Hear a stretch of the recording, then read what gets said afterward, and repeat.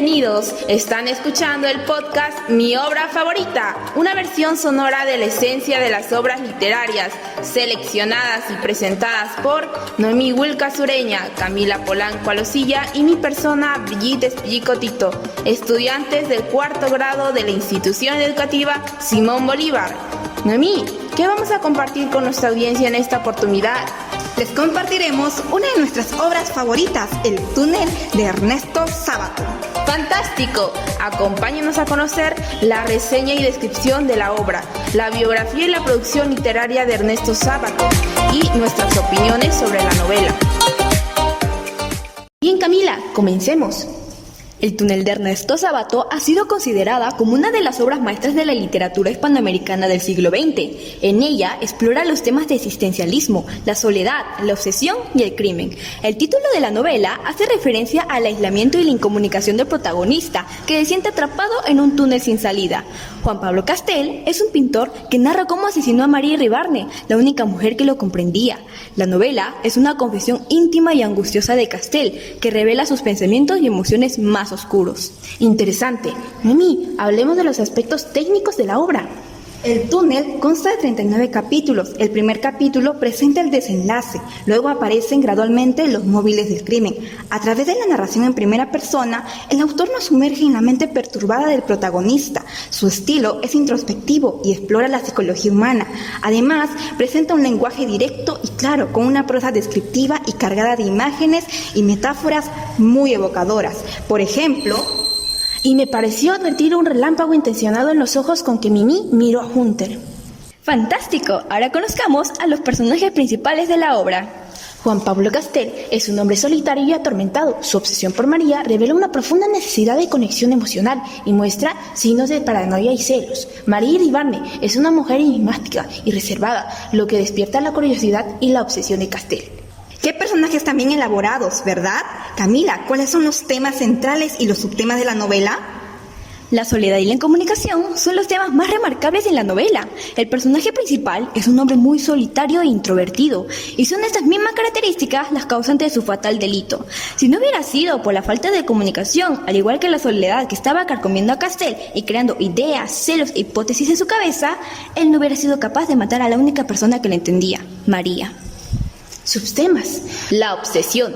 Juan Pablo se obsesiona con María desde el momento que la conoce, no deja de pensar en ella con la esperanza de que por fin encontró a alguien que lo pueda comprender.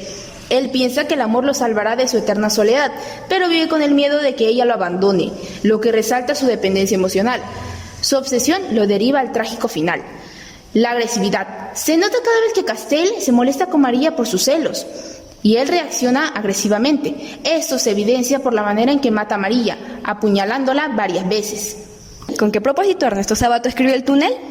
Ernesto Sábato utiliza su narrativa para explorar las complejidades de la psicología humana, mostrando cómo las emociones y las percepciones pueden llevar a la autodestrucción y al aislamiento. El objetivo es mostrar la inmensa soledad del individuo. Camila, platícanos sobre la intertextualidad de la novela. Un claro ejemplo de intertextualidad se encuentra en la referencia a la obra La Divina Comedia de Dante Alighieri. En el capítulo 9, el protagonista Juan Pablo Castel compara el túnel con el infierno y a Beatriz con María como símbolo de redención. Ahora conozcamos la biografía y la producción literaria de Ernesto Sábato. Nació en Rojas, Buenos Aires en 1911 y murió el 2011 en Santos Lugares, Argentina. Cursó estudios superiores de física en la Universidad de La Plata. Trabajó en el laboratorio Curie sobre radiaciones atómicas. En 1945 publicó su primera obra, Uno y el Universo, colección de breves ensayos. Ese mismo año abandonó su vocación científica para dedicarse a la literatura.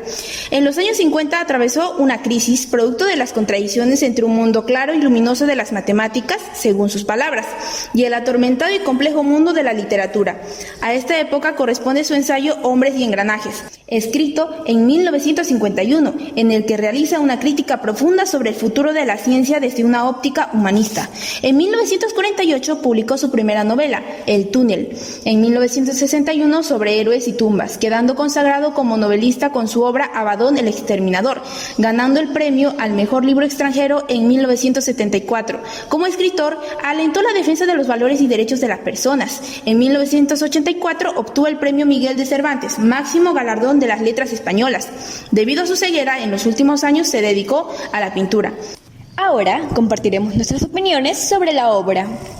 El autor desarrolla el tema de la obsesión de forma profunda y perturbadora. Por ejemplo, cuando Castel está enojado, insulta a María, pero luego se arrepiente y admite que sus insultos no tienen sentido.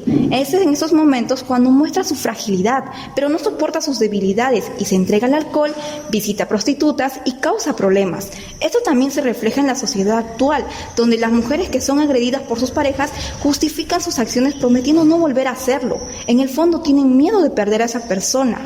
Y eso en muchos casos termina en feminicidio, porque el pensamiento del hombre es: si no eres para mí, no serás para nadie, mostrando su sentido de pertenencia. Por otro lado, la novela refleja la búsqueda desesperada de conexión y comprensión.